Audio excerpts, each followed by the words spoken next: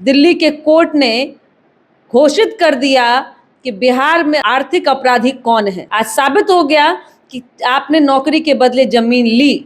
अब क्या कहिएगा? मैं तो कहूंगी कि नैतिक बल दिखाइए, राजनीतिक से संन्यास लीजिए और ये अपने घोषणा में कहिए कि थोड़ा तो अगर शर्म बचे तो जिससे जिससे जमीन लिया है उसे जमीन हम लौटाएंगे। विपक्ष का चोला ओढ़ करके आरोप प्रत्यारोप लगा रहे थे कि चुनाव का समय होता है तो ऐसा होता है वैसा होता है, लेकिन अपराध कीजिएगा तो समय कोई भी हो, आपको जरूर बताया जाएगा कि कोर्ट और जो न्याय होता है, न्यायालय जो होता है वो किसी का नहीं होता है। हम 5 दल, 5 पांडवों की एकजुटता है और सामने खड़ी कौरवों की सेना से हमें लड़ाई लड़नी है।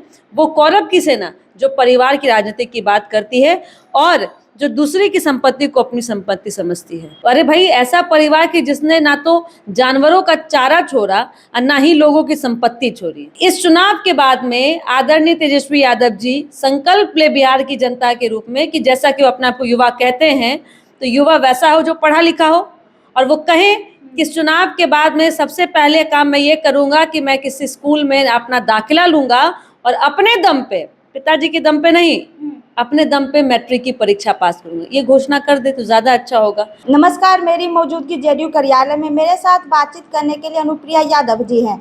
देखिए, सीट शेयरिंग भी हो गई है एनडीए का। मेरे साथ मैम भी है, हम इनसे बात करेंगे। क्या मैम, जेडीयू 101 पर लड़ने वाली है? पहले तो बताया जा रहा था कि 103 ज़्यादा सीट जेडीयू के होगा, लेकिन सब बराबर पे ही है, चाहे बीजेपी हो या जेडीयू। और आरएलएम और हम ये 6-6 मिले ही है, और जो चिराग पासवान की पार्टी है उनको 29 सीट मिली है। देखिए, हमारे आपने कहा कि पहले हम 103, 105 की बात कर रहे थे। ऐसी कोई भी आधिकारिक घोषणा नहीं हुई थी। हमारे पार्टी ने और हमारे तमाम सहयोगी दल ने ये निर्णय लिया है कि पांचों दल, इस सीटों की संख्या जरूर कम है, अधिक कम ज्यादा है, लेकिन पांचों की भागीदारी एक जैसी है। और मैं कहूंगी कि पांचों दल 243 सीटों पर चुनाव लड़ रहा है। कैंडिडेट किसी भी दल का हो, लेकिन एनडीए का जो कार्यकर्ता है जिसने चुनाव की घोषणा के पहले से संकल्प लिया था कि 2025 से 30 फिर से नीतीश और 225 सीटों पे हम अपनी जीत दर्ज कराएंगे, इसी संकल्प के साथ में हम पहले से भी काम करें। हमारे दल में ना कोई छोटा है ना कोई बड़ा है। हम 5 दल, 5 पांडवों की एकजुटता है और सामने खड़ी कौरवों की सेना से हमें लड़ाई लड़नी है। वो कौरव की सेना जो परिवार की राजनीति की बात करती है और जो दूसरे की संपत्ति को अपनी संपत्ति समझती है। ऐसा ही मामला, जो संपत्ति वाला मामला है, आज दिल्ली के कोर्ट ने घोषित कर दिया कि बिहार में आर्थिक अपराधी कौन है। आर्थिक अपराधी वाले को अब तो वो विपक्ष के चश्मे से और विपक्ष का चोला ओढ़ करके आरोप प्रत्यारोप लगा रहे थे कि चुनाव का समय होता है तो ऐसा होता है वैसा होता है, लेकिन अपराध कीजिएगा तो समय कोई भी हो, आपको जरूर बताया जाएगा कि कोर्ट और जो न्याय होता है, न्यायालय जो होता है वो किसी का नहीं होता है, वो अपराधी को सजा देने के लिए होता है। इनके बारे में बात करें, जरा उनका नाम भी बताइए। आप भाई, आज तो ब्रेकिंग चल रहा है। वो परिवार जिसने बिहार की संपत्ति को अपनी संपत्ति माना, वो परिवार जिसने बिहार की गहरी कमाई को लूटने का काम किया। अरे भाई, ऐसा परिवार की जिसने ना तो जानवरों का चारा छोड़ा और ना ही लोगों की संपत्ति छोड़ी। आज साबित हो गया कि आपने नौकरी के बदले जमीन ली। अब क्या कहिएगा? मैं तो कहूंगी कि नैतिक बल दिखाइए, राजनीतिक से संन्यास लीजिए और ये अपने घोषणा में कहिए कि थोड़ा तो अगर शर्म बचे तो जिससे जिससे जमीन लिया है उसे जमीन हम लौटाएंगे। लेकिन वही बोल रहे हैं तेजस्वी यादव कि जब मेरी सरकार बनेगी तो 20 दिन में कानून बनाएंगे, अब 20 महीने में हम सबको सरकारी नौकरी देंगे। जिस घर में सरकारी नौकरी नहीं है उसमें एक लाइन और जोड़ दीजिए कि जिस जिस घर में नौकरी अगर देंगे, अगर सरकार बनेंगे, जो कि नहीं बनेंगे, अगर आप 20 दिन सिर्फ नौकरी नहीं देंगे, जिसके पास में जमीन है उसी को नौकरी देंगे, क्योंकि जमीन भी तो चाहिए ना।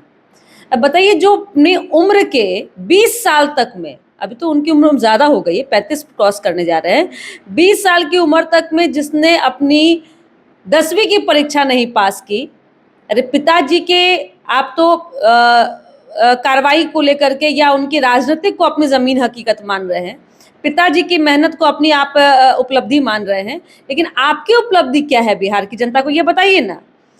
आपने तो भाई अपने उम्र में 20 साल की उम्र में जो 10वीं की परीक्षा नहीं पास कर दी, वो बिहार की जनता को क्या नौकरी देंगे।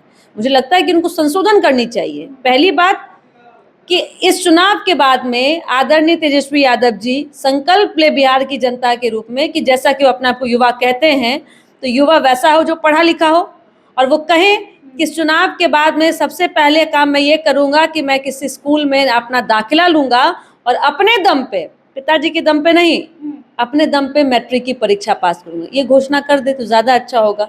पर उसके पहले बिहार, आज कोर्ट ने फैसला सुनाया है, बताया है कि ये आर्थिक अपराधी है, और दूसरा फैसला 14 नवंबर को बिहार की जनता करने जा रही है। ये लालटेन की लौ फिर से नहीं जलेगी, क्योंकि ऐसे लोगों का पुनः आना बिहार की जनता के लिए खतरे की घंटी होगी, कि जो जनता की संपत्ति को लूटते हैं। लेकिन वो भी तो दावा करते हैं कि 25 से 30 फिर से आ रहा है तेजस्वी यादव।